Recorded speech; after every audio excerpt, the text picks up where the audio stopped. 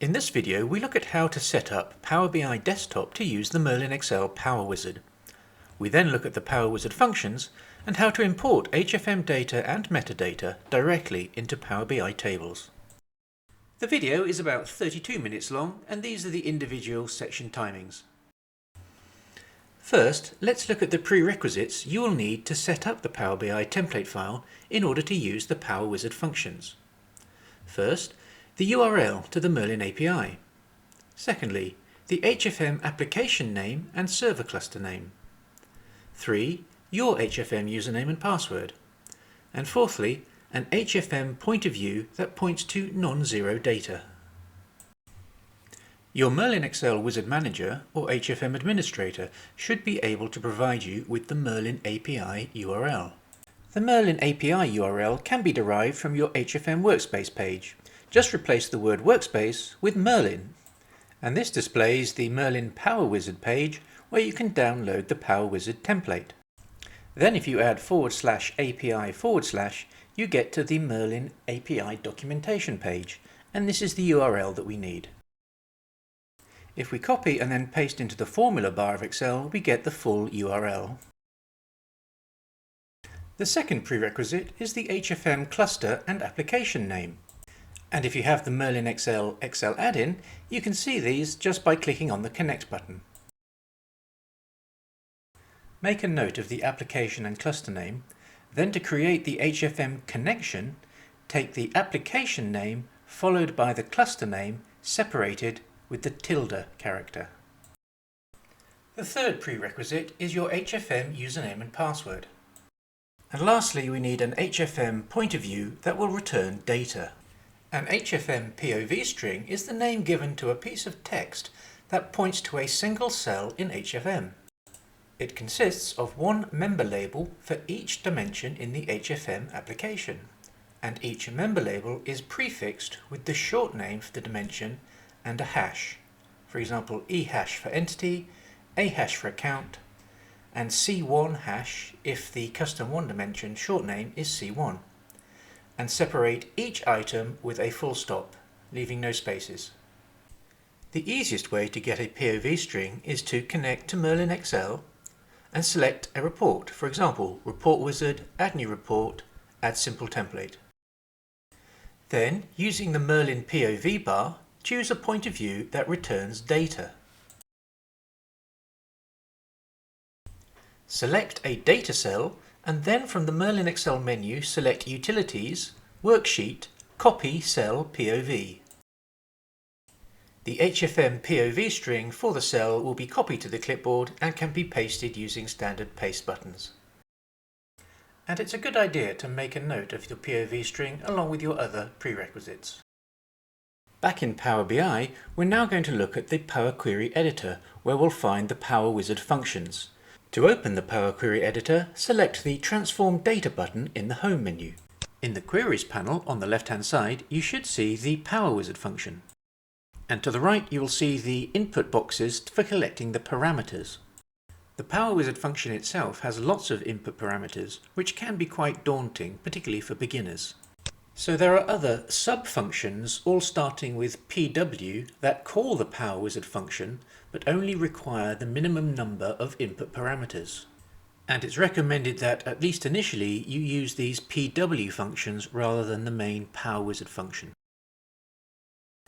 At the top of the queries page are the global parameters, which can be applied to all functions, and the first one we will look at is the Merlin URL.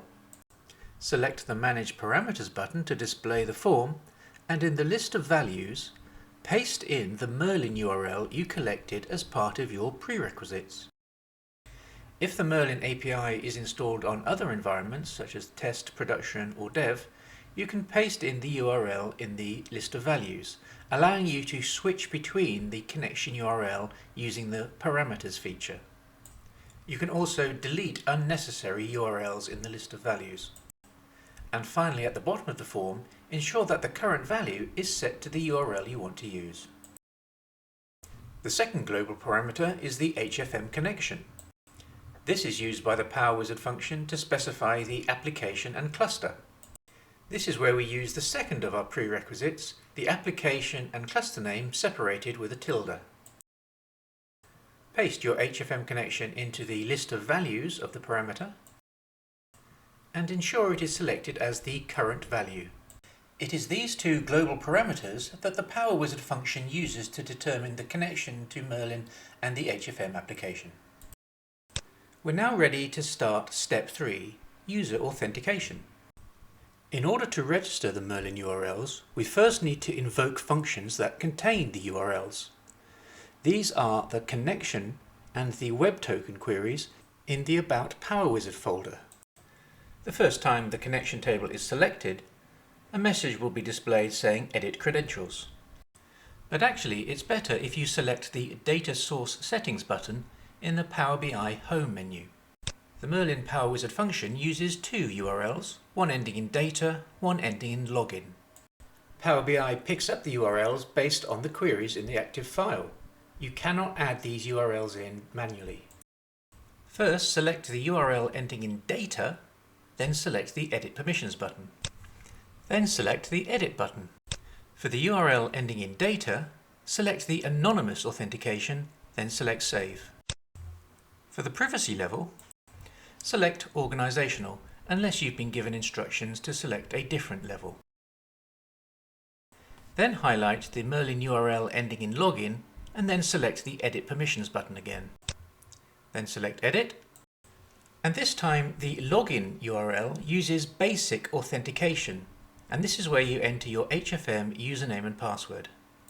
Storing your HFM username and password in Power BI's Data Source Settings means that your HFM password does not have to be hard-coded into the Power Wizard functions. And the privacy level should be set to the same level that was used for the data URL. Then you can close the Data Source Settings. And now when you select the Refresh Preview button, the connection table should be displayed, indicating a successful connection. And the other query, called Web Token, displays the JWT or Java Web Token, which is the encrypted version of your HFM username and password. Now that we've set up the connection information, we can start to retrieve data. The first function to look at is the PW Data Slice function. This version of the Power Wizard only has 4 parameters, the first one being the HFM POV. And this is the 4th prerequisite we got at the beginning of the video. So we'll copy the POV, which at this stage is just the POV of a single data cell. And we'll paste it into the HFM POV parameter. At this stage we'll leave the other parameters blank to use their default settings. And we'll select the Invoke button. Often, if it's the first time you've used the query or haven't used it in a while, you will see an Edit Credentials button, but ignore this. Instead, select the Refresh Preview button, and you should see a table with a single row of data. The table has one column for each dimension in the HFM application. And to the right of the table is the amount column. In the formula bar, we can see the PW Data Slice function with its single cell POV parameter. To change the parameters of the query, click on the cog icon next to Source in the Query Settings panel on the right. Here you can modify the HFM POV by typing in the new member labels. To add multiple members from the same dimension, separate the member labels with a semicolon. In this example, I've entered 3 periods, so I'll get 3 rows of data. 1 for each period. An alternative way to change the parameters is to edit the formula bar by modifying the HFM POV string. As before, multiple member labels from the same dimension can be entered, separated with a semicolon. If you haven't refreshed recently, the Edit Credentials button may be displayed when you press Enter.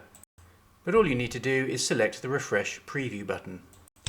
Now that our HFM POV contains 3 entities and 3 periods, we get 9 rows of data. You can see at the bottom left of the Queries pane that whenever you invoke a PW function, a new table is added to the bottom of the list of queries. You can rename this table using the Query Settings pane on the right of the screen, and giving the table a more useful name is recommended. I'm again going to modify the HFM POV and this time edit the members in the account dimension. For hierarchical dimensions like the account dimension, you can use functions such as descendants. The form of the function is to specify the dimension short name, then in curly brackets enter the member label followed by a full stop, and then the function in square brackets. So in this example, the query is going to retrieve all the descendants of the member label PR in the account dimension. The resulting table now contains member labels from the account dimension for every member that's a descendant of the PR or profit account. Back in the edit parameters form, let's look at the second parameter, data type. This parameter has 4 valid options: blank or data, cell text, or line items.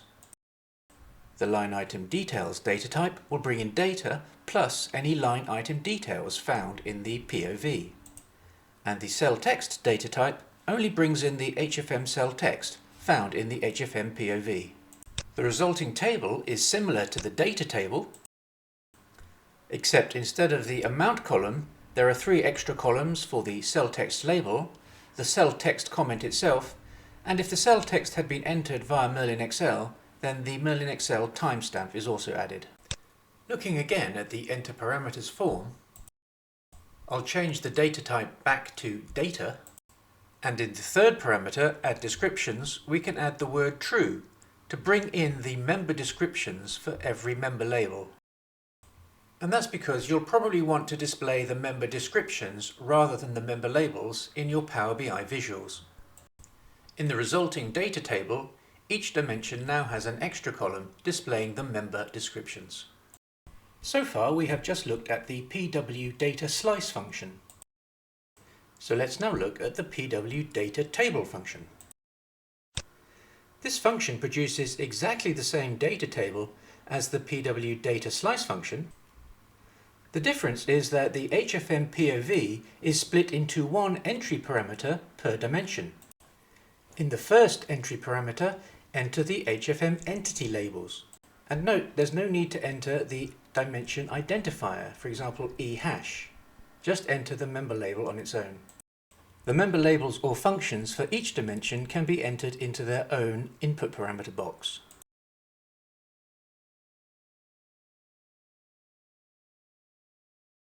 Remember that you do need to enter at least one member label for every dimension in the HFM application.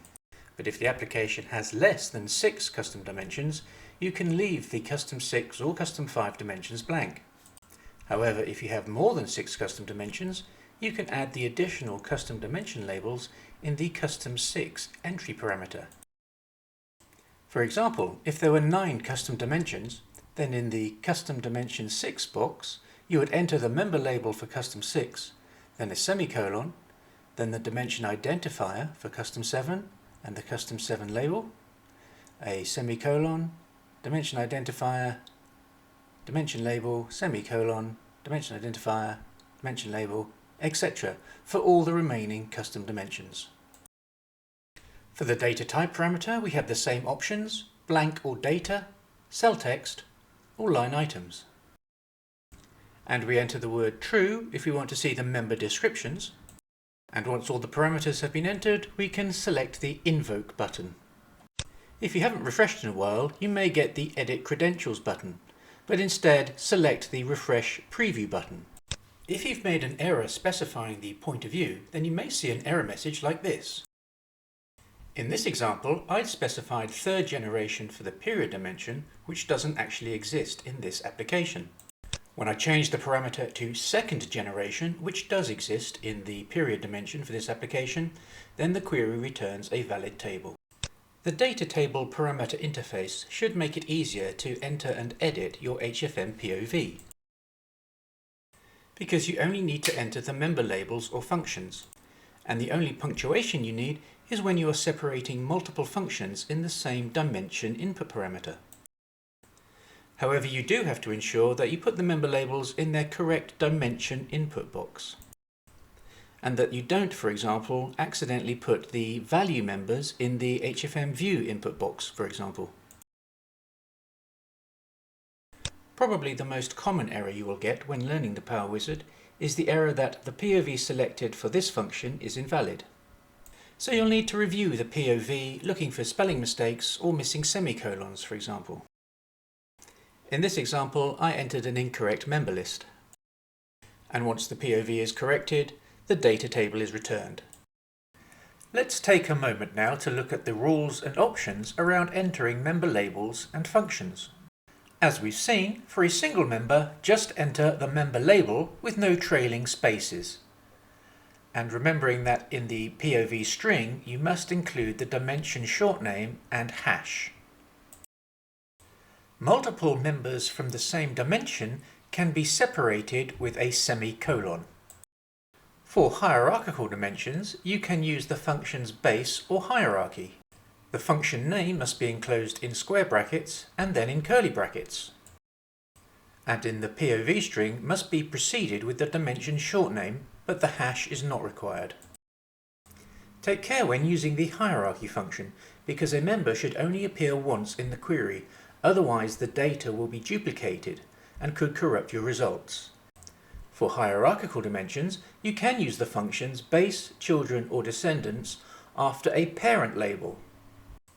The parent label is separated from the function with a full stop, and the function must be enclosed in square brackets, and the whole function must then be enclosed in curly brackets or braces.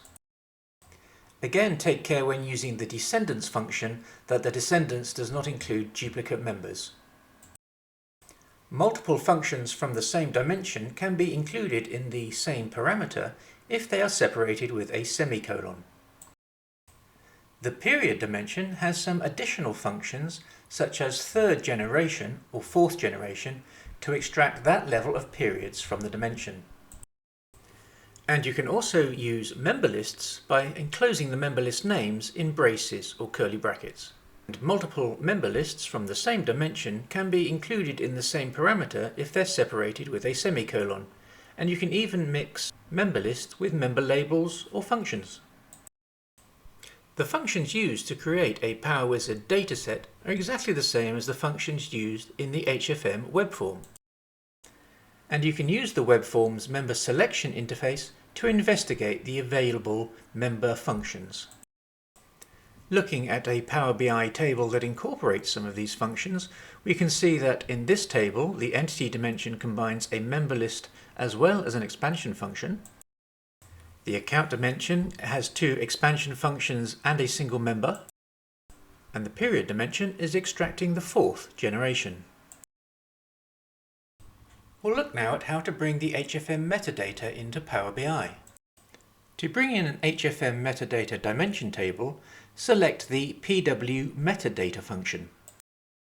In the dimension parameter, enter the name of the HFM dimension, for example, account. If the data type parameter is left blank, then the members option is assumed, which brings in all the members from that dimension. And with the members option, the top member parameter can also be left blank. Select the Invoke button and a new query is created that displays the members from the selected dimension. It's a good idea to rename the query after the dimension. The members metadata data type brings in every single member from the dimension and also displays every property for the member, including the description. Let's have another look at the PW metadata function. We can see that this has three parameters. The dimension is required, the data type is optional, and if blank then the members type is used, and the top member parameter that is required for the hierarchy and parent-child data types and specifies the members that you want to include in your metadata table. An important thing to note is that the top members parameter is case sensitive. You must enter the member label exactly as it is specified in the HFM metadata.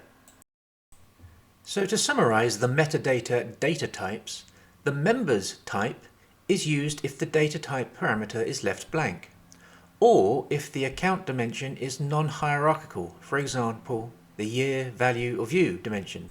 If you use the members data type, you don't need to specify a value in the top member parameter. You can enter the word hierarchy in the data type parameter if you have specified a hierarchical dimension. For example, entity or account, or one of the custom dimensions. In the top member parameter, you must specify the member labels of the members you want to include in the table and separate the member labels with a semicolon. If you precede the member label with the plus symbol, then it will display all the descendants of the top member in the metadata table. The third metadata data type option is parent-child. This is designed specifically for the entity dimension and can be used to recreate the HFM hierarchy in a Power BI visual or slicer, but this is a more advanced feature not applicable for most uses. Let's create another PW metadata query, this time using the entity dimension. And this time in the data type parameter, I'll enter the word hierarchy. In the top member parameter, if I just enter a single member label, PLC for example, and then select invoke, then the metadata table only has one member. But if I edit the parameters, and this time put a plus in front of the member label, then select OK, then the metadata table displays every member that is a descendant of the top member label. Editing the parameters again, this time I'll enter multiple expanding top members. But this time I get an error message because the top member parameter is case sensitive and I have not entered the member labels in the same case that they appear in the metadata. So I need to edit the parameters again, this time using the correct case for the member labels. Note that you can include both expanded members and single members. Now we've entered the member labels in the correct case, the metadata table is updated. And we can rename this query table as entity. To join tables, we need to go to the model view, which is the third icon on the left. In the model view, we can see the three tables that we created with the Power Wizard functions. And we can expand to see the fields in the tables. To join the account table to the fact, we grab the account field and drag and drop it onto the account field in the fact table. The relationship between the tables, or cardinality, is known as one-to-many. That's because for any account label, there is only one instance of it in the account table, but many instances of it in the fact table.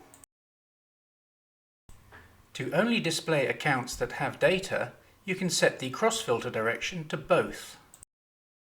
You might want to link the account dimension to the fact table if you wish to recreate the account hierarchy in a Power BI visual or slicer.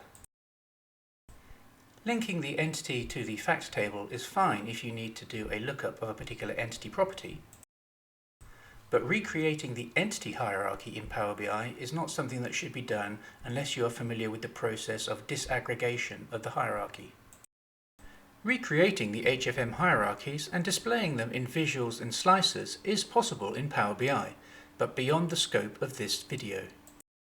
The metadata tables extracted by the Power Wizard functions are structured in such a way to facilitate the recreation of the HFM hierarchies. For more information, contact Merlin at MerlinXL.com. If you want to use an HFM web form as your Power BI data source, you can use the PW form function. An HFM web form can be found in the Documents task and can be a useful way of defining an HFM dataset. And if you are going to use a web form as your data source, as well as making a note of the form name, you also need to know which dimensions can be changed by the user in the web form interface. In this form, the year can be changed by the user, and so can the period dimension. But all the other dimensions in the POV bar are disabled and fixed. Back in Power BI, the PW form function only has two parameters. The first parameter is the name of the HFM web form. The second parameter is a partial POV string. This specifies the member from the variable dimensions, which in this example is the year and period dimensions. The other dimensions were fixed for this form, so we don't need to specify them in the POV string. The resulting query table should look almost identical to the HFM web form. Not all HFM web forms are suitable as Power BI data sources, and it's probably best to build the web forms specifically as Power BI data sources rather than try to use existing web forms. The PW security function only has one optional parameter. But if you don't enter the security list parameter, you could end up with a very large table with all the security classes in the rows and all users and groups in the columns. So entering a security list parameter is a good idea for this function. The security list should consist of usernames or groups separated with a semicolon. And the security list parameter determines the columns of the table. The table cell content displays the access the user in the column has to the security class in the row. A null in the cell indicates that user does not have at least read access to the security class. I'm going to rename this table and call it security, and then close and apply. In our model view, we can then link the security class fields of the security and entity tables and link the entity field in the entity table to the entity field in the fact table. Then we can use the security table to control access to the data based on the user's access to the security class of the entity. If you publish Power BI reports to powerbi.com, you may wish to restrict access to certain data by allocating users to roles. We set up roles using the Manage Roles interface in the Modeling menu. And by setting the filter to Is Not Blank for a given column in the security table, we create a role where users have at least read access to the security class. If we look at the table view, the role we've just created is effectively filtering the security table to only allow security classes where the user has at least read access, because a blank cell in the security table means that that column, user or group, does not have access to the corresponding security class. We'll look now at how we can copy Power Wizard functions from one Power BI file to another. When you copy a function or query table from one Power BI file to another, all the functions and global parameters that are referenced by the copied functions are also copied. And the first time you copy to a new Power BI file, you should select all the functions you think you're going to need in the new file, because it's not as easy to copy over the functions a second time. In this example, I will just copy two PW functions. You can see here that even though I only copied two Power Wizard functions, when I paste them into a new Power BI file, the main Power Wizard function and the referenced global variables are also pasted in. This means the functions are ready to be used straight away without any additional setup.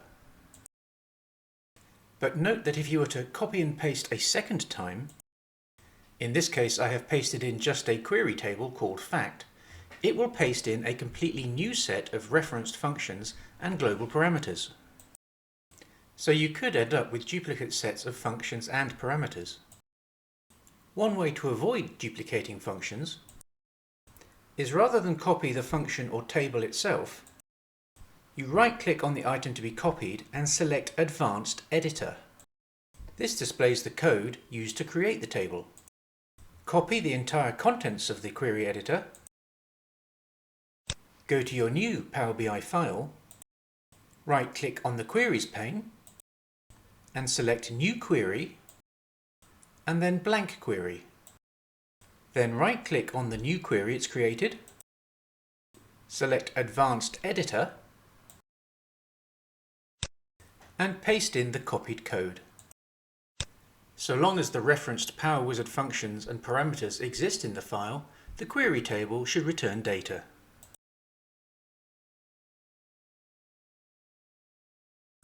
A useful global parameter that we haven't mentioned so far is clear data. Normally this parameter should be set to false. However, if you are going to share this file or send it to another user, then it's a good idea to set this parameter to true and then refresh all the tables in your Power BI file. This will clear all the data out of the tables. The data was retrieved using your account and data security access, so any new user should be forced to refresh the data to bring in data based on their security access. Once all the data has been cleared out of the tables, the file can be saved and shared with other users, but remind them to set the clear data parameter back to false before they try to refresh the data using their own credentials. Now that you know how to import HFM data directly into Power BI tables, you can begin to incorporate it into the Power BI visuals and slicers. Power BI has some powerful functionality to help you make impressive-looking reports, especially if you include third-party visuals. Using the Power Wizard functions, the latest Oracle HFM data and metadata is imported directly into Power BI with just a single click of the refresh button, making Power BI the newest and most powerful reporting tool for HFM.